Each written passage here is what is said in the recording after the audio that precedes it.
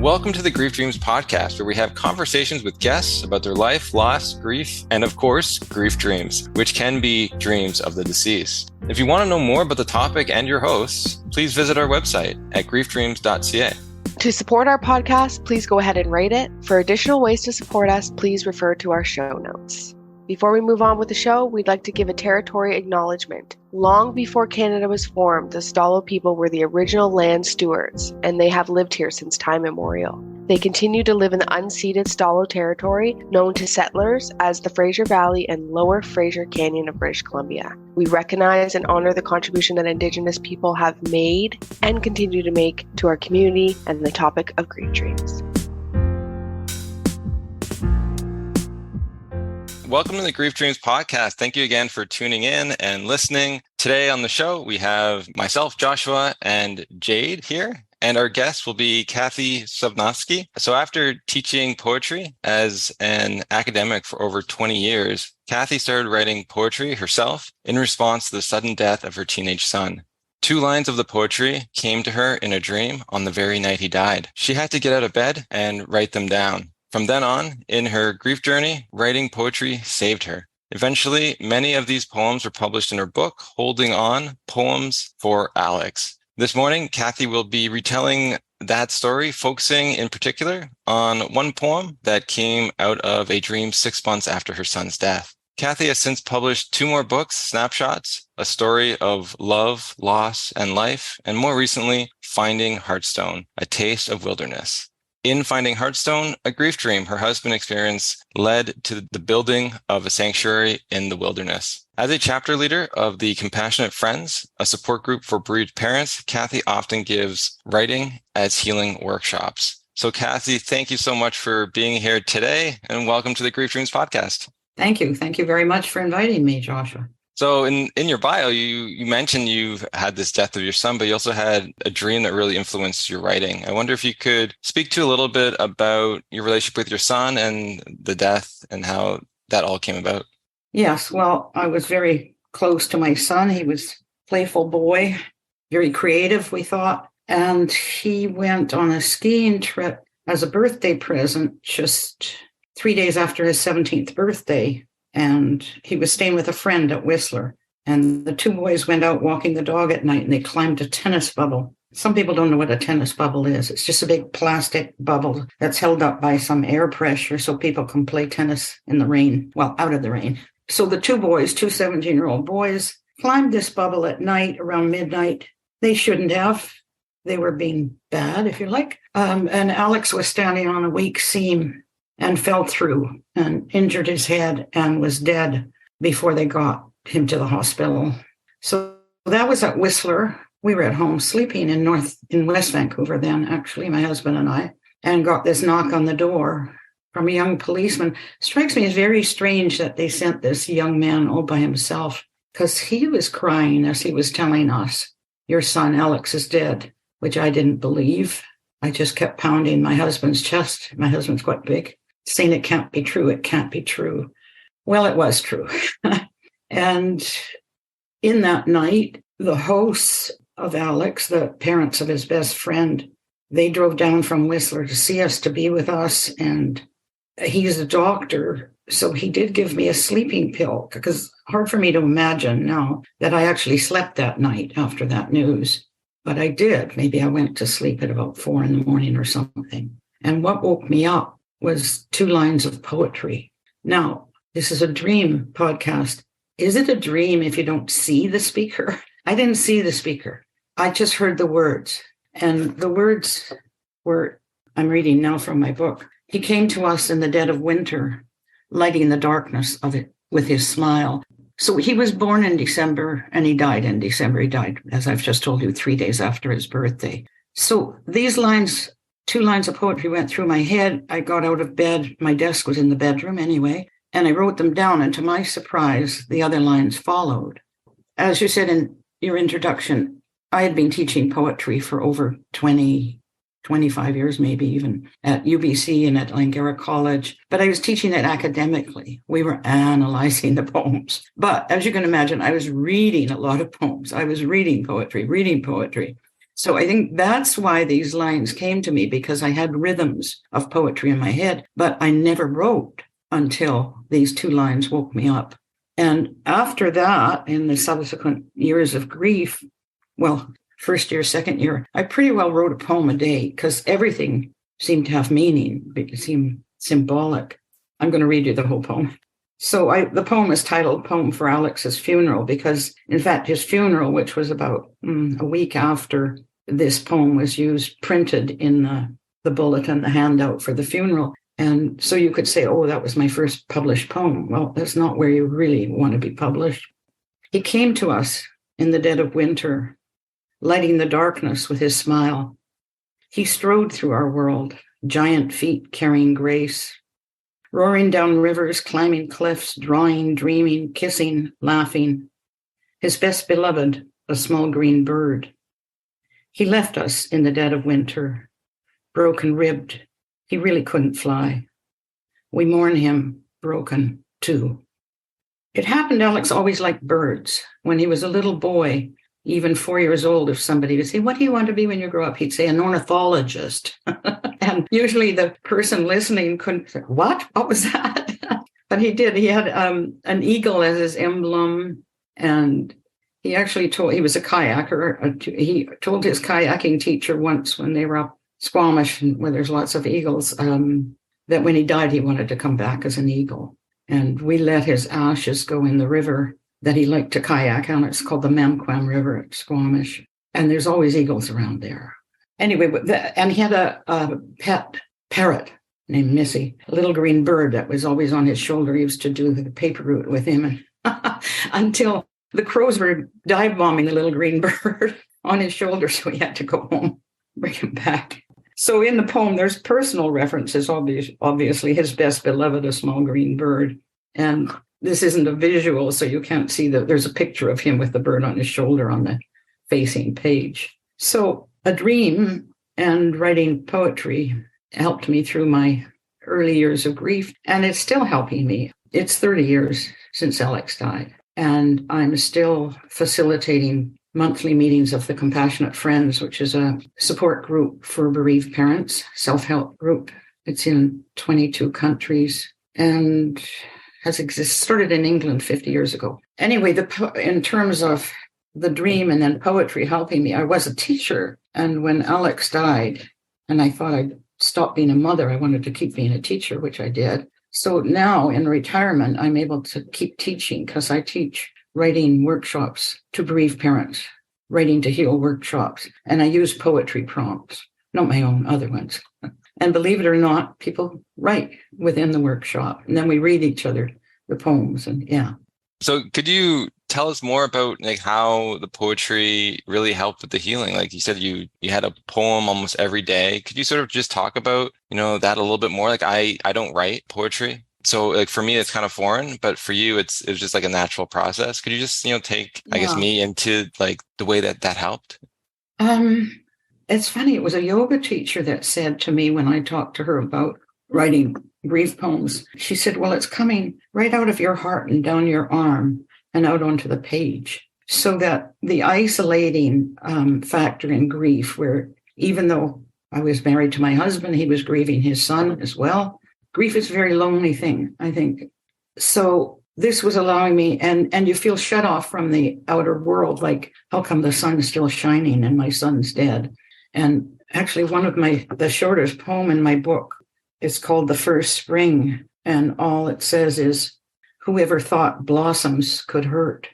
Because the first spring, I just hated blossoms. I hated seeing things coming up, being beautiful, with my son being dead. Anyway, you said, how did the poetry help? I don't know, getting it down. Sometimes, actually, I had suicidal longings. I didn't want to wake up every morning in this pain. And because of my experience of facilitating Compassionate Friends meetings over the years, that is just so common. That's a parent who has lost a child said, I'd rather be dead, and I can't live with this pain. Some people may even feel, well, if I died, I'd join my child. Well, I'm iffy about that. So how poetry helps is getting the pain out and not feeling so isolated. And especially so now that I can give workshops to others. And I started giving the workshops about 6 years after Alex died, because once I put the poems together in a book, then Compassionate Friends have international gatherings around the world. Like I actually gave a workshop in Sydney, Australia, Salt Lake City, Los Angeles, Frankfurt, Germany, London, England. It sounds like I'm boasting, but here's another thing. My son dies. I start writing poetry. I put it together in a book. And because I can send the book to the organizers, I say, this is my book, and I'm an experienced teacher, and I'll give a writing workshop. So I get invited. So that Alex's death turned me into a poet and also a traveler, strangely enough. A couple things kind of stand out to me. One around, you describing spring and how you're relating to beautiful things that are happening. And I've heard other people, talk about that, the inability to kind of, like, it's really hard. It almost feels unfair, unjust that life keeps going. And not only that it keeps going, but that there's still, like you mentioned, beautiful things happening, nature's happening, it's opening up and moving forward, and how difficult being in a space of grief and then still having to witness. I don't think people that have had that kind of grief journey understand how challenging and difficult that is to navigate. I appreciate, the one-line poem that you mentioned, and just you're kind of creating some awareness around that. The other thing I'm curious about is, that was more of a comment, but the other thing I'm curious about is, you feel like, I hear you describing that, your son's death led to like a space of pushing you to travel and to write. Are those things that you saw in your life prior to this happening? Or like, did you have a desire to travel, or do you feel like it just pushed you to like explore that new part of yourself and kind of what you were to get out of that, and, connecting with other, bereaved parents? What a good question, Jade. Yeah. And you think I might have thought of this before, but yes, his death changed me. No, I didn't before think, well, I want to go to Sydney, Australia, or to London, England, or to Frankfurt. Yeah, I like to travel, but he pushed me out into the world. Interesting. Yeah. Mm-hmm. And wanting to relate to others, like being at a Compassionate Friends meeting, people have lost children at different ages and by different causes, but we all have the same pain, that our children, we shouldn't have outlived our children. And there's this deep relationship, bonding in these meetings. Yeah. And I think it's also interesting that you mentioned, because grief is incredibly isolating. And then in the same breath, you're describing how it fostered more connections in your life. So it's kind of, and that doesn't take away from the isolation part either. So it's kind of like a paradox that, like, grief can create so many feelings of isolation, and yet at the same time connect us in ways that we didn't have before, and the quality of relationships we didn't have before, a depth of relationships we didn't have before. And it's just a kind of bizarre, strange thought that both of those things can be like simultaneously true and happening at the same time. And I hear that from a lot of people, that, grief kind of provokes both those elements of life. And interesting, but beautiful that you've been able to use writing as, an inroad to that. And like, I too have found lots of healing and solace in writing poetry. And, you always have this kind of imposter kind of feeling or syndrome around, like, I'm a poet, but am I a good poet? And I don't even know what like a good poet means. I'm sure lots of people have those kind of reflections on if their poetry is good. And at the end of the day, speaking from personal experience, I'm not sure that it matters. But I wonder, did you ever have moments in your journey where you wondered, A, is this good?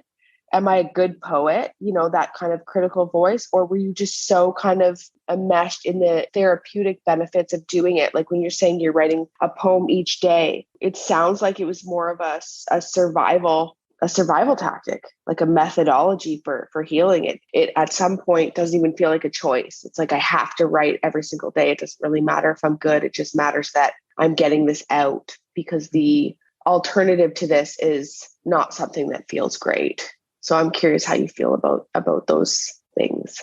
Yeah, one of the things you in your speaking right now, you said the quality of relationships. I want to mention that I have deep, deep friendships with other bereaved parents, and I wouldn't have met them except through compassionate friends. So I just wanted to pick up on that. Was a good expression, the quality of relationships. And then the idea of the imposter. I might be an imposter. I'm not a good poet. Yes, you were right. It was survival therapy until I wanted to put it together in a book.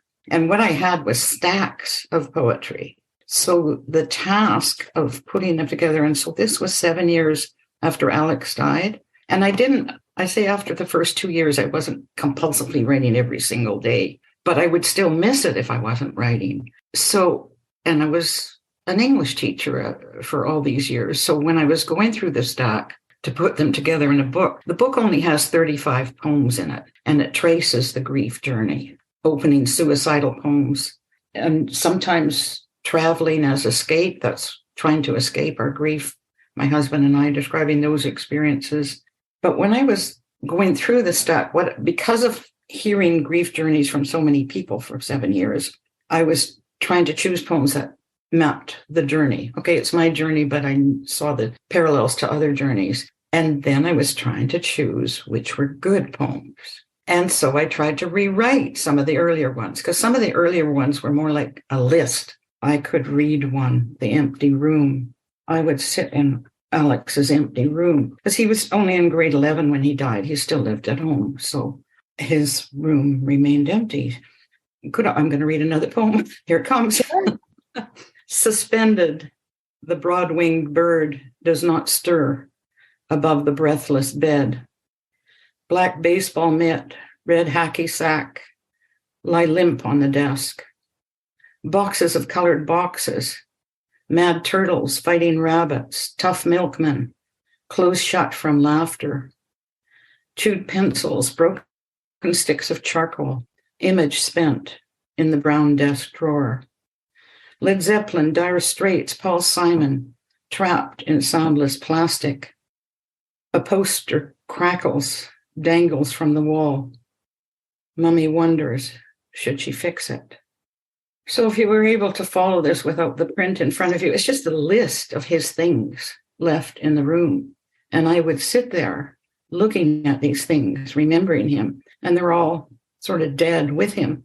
He was an artist as well as an athlete. He became a very good kayaker in the end.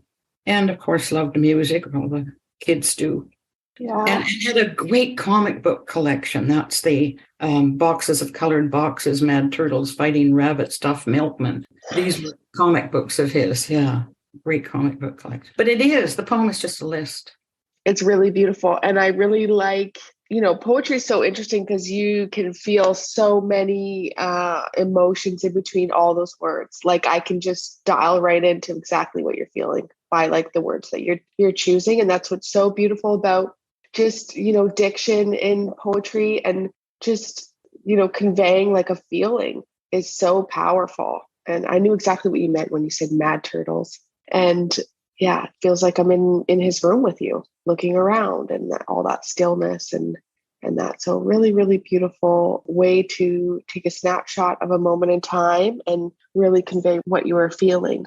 So I did want to rewrite the poems so that they'd be better, but I was going to a mentorship program because I wasn't a creative writer before Alex died. So I actually signed up for a creative writing course. And we had wonderful mentors, Don Mackay, who's an established, very good poet. And when I told him about trying to rewrite, he said, no, just leave them. Sometimes life takes precedence over art. Those words sort of stayed with me. But nevertheless, this poem begins with, suspended, the broad-winged bird does not stir above the breathless bed. I told you Alex wanted to be an ornithologist when he was a little boy. Later, he wanted to be a filmmaker.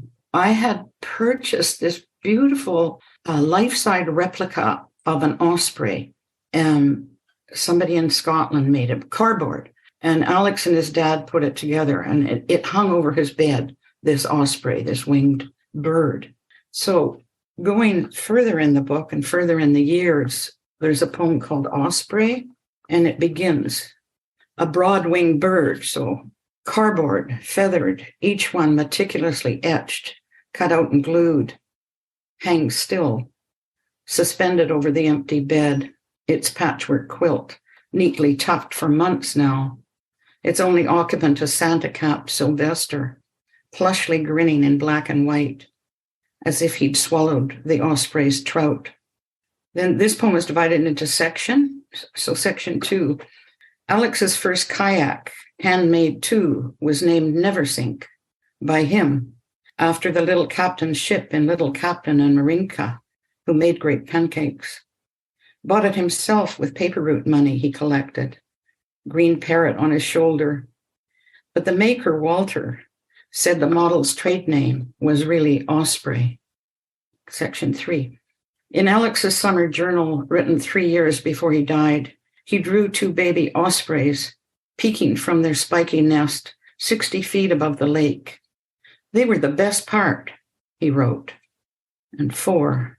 Sukyo was the name of the shaman who blessed Alex's ashes as we fed them to his favorite river, just before we let the gashed kayak go.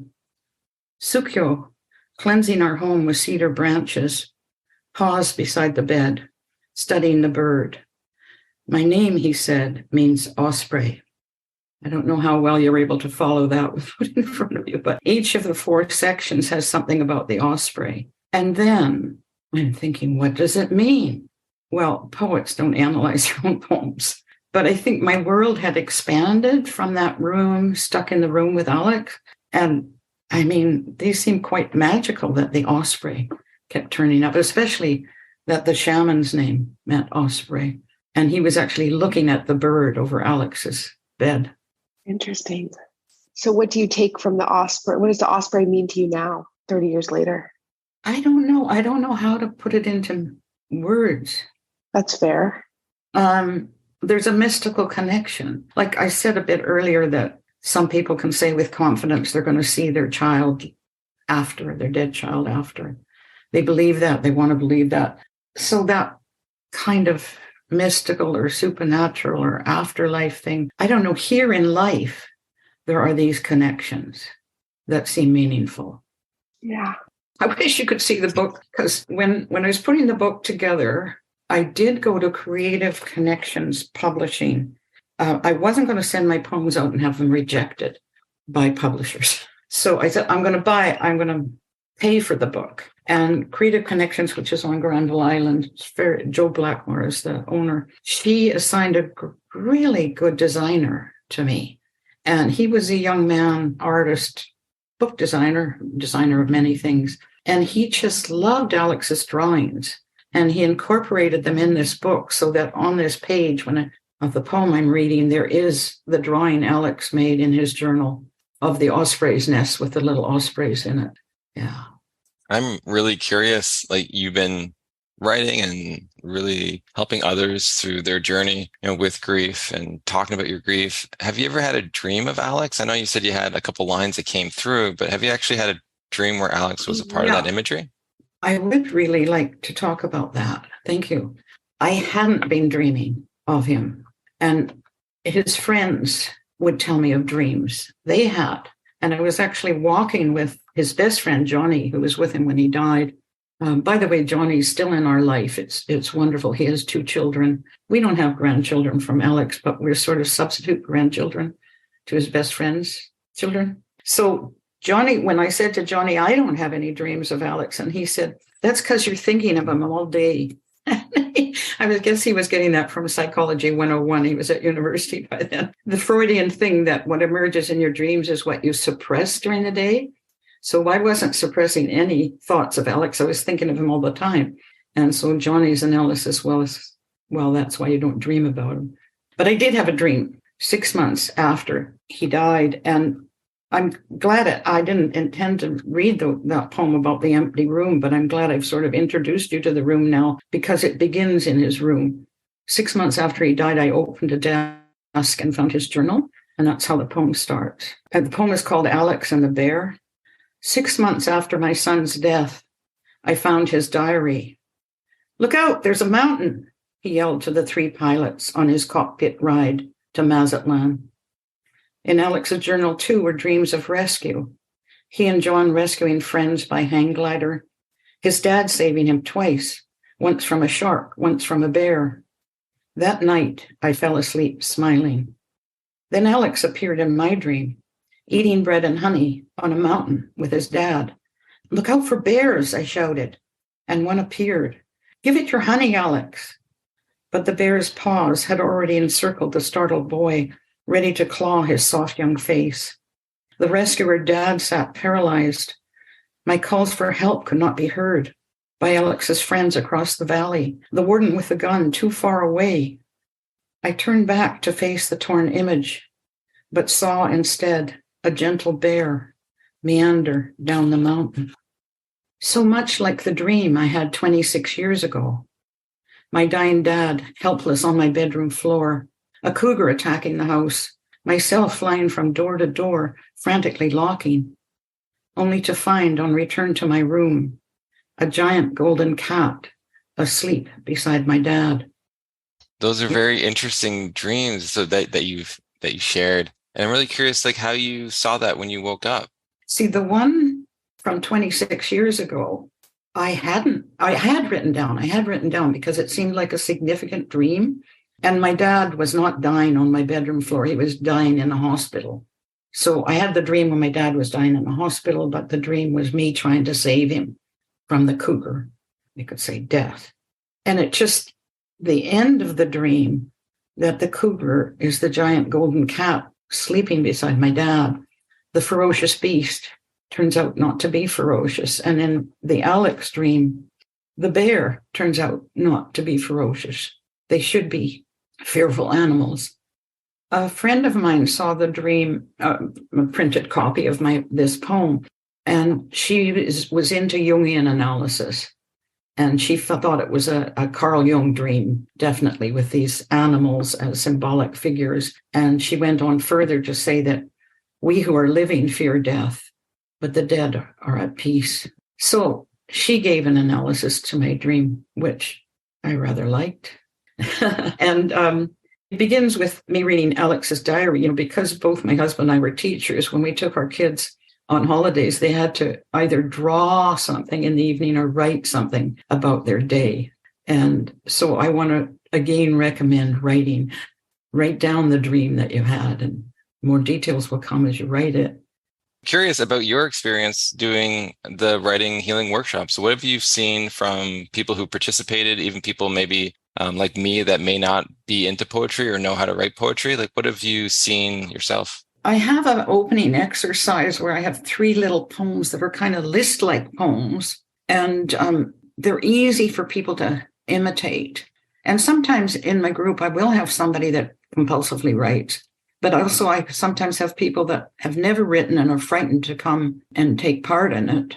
The reading of the three sample poems, they're moving, and so people are moved by that. Then I ask them to model a poem. One of them is by Anna Akhmatova, who was a Russian poet, and it just begins with the 3 things he liked best, and then but he didn't like, and it was about a husband. And then another one by Jack Gilbert, I think, was about the shoes that his dead wife had left. What was the other one? Oh, about things that remind the writer of her dead father. So easy poems to copy. The 3 things he liked best gives you a prompt. Or I had one woman who'd never written before and who didn't speak much in the meetings. Her son was murdered. And it's been my experience that bereaved parents, we haven't had that many, of murdered children do find it harder to share. The pain somehow is more intense. And she wrote an incredible poem about her son's boots. About his boots. So you're asking me, what does it do for them? I think it does for them what it did for me. But it's also, we take turns after reading our poems aloud. Now, sometimes if I have a big group, I divide them into 3 so that 3 people are taking turns to read their poems. And I think it's the listening also, it's the sharing that's really important in these workshops. They listen to the others' poems and they get listened to. So it's the human interaction, really. I mean, the poetry's been used.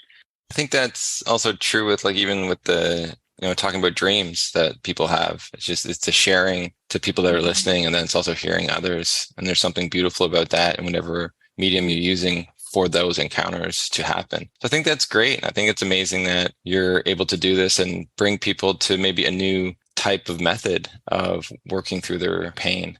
All right, so we're just going to be wrapping up. And one of the last questions we like to ask people is if you could have a dream tonight of someone who has died, it could be Alex or someone else. What would that dream look like to you? After Alex died, a girl his same age who became sort of my adopted daughter, not officially. She died at 41, Camilla, and she's so full of joy. She was such a joyful woman. I really would like her to come into my life again. I miss her. I mean, I miss Alex every day still, but I'd love to have a dream with Camilla. Yeah. I hope you do. And if you do, please let us know. We always love to hear those dreams that people can have at any time in their processing of grief. And so I just want to thank you again for just sharing and opening up and sharing some of your poetry in your life. Yeah, I don't know if you recommend this, but I recommend that people writing in their journals write on the right-hand side of the page the dream, and then come back to it later, leave the left-hand side of the page blank, and then talk about what the dream came from or what it means to them. That's just a little writing tip.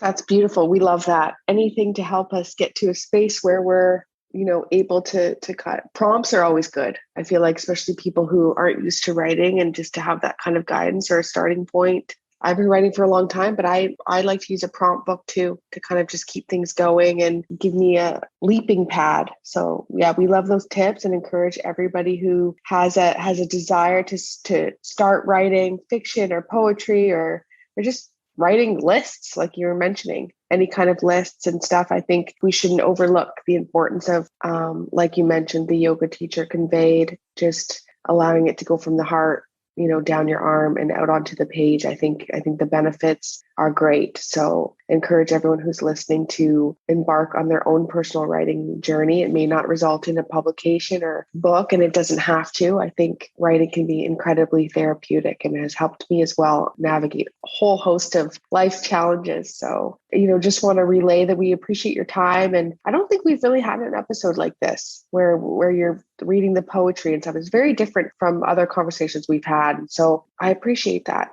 Is it possible to sneak in one last poem, the one in the book? Because I wanted people to know that it does get better and that I did find some peace. That sounds wonderful. I think that's a really good way to provide an outro. Thank you. Go ahead. Thank you. So it's the last poem in my book. It's called Beach Havens.